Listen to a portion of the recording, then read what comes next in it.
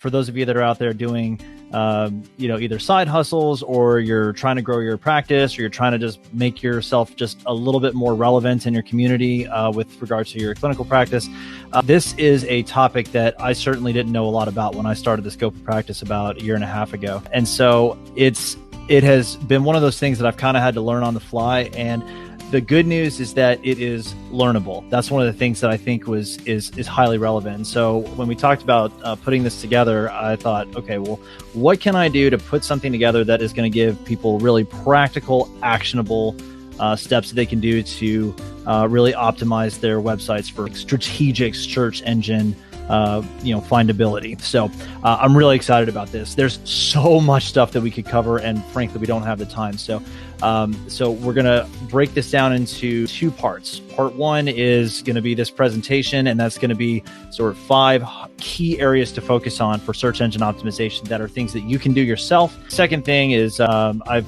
put together a few more tips that I just frankly didn't have time to be able to put together for this presentation, because there's just so much great stuff to talk about. But you can download that for free at thescopeofpractice.com/SEO guide. And I'll leave that up for the course of the presentation so you can see that.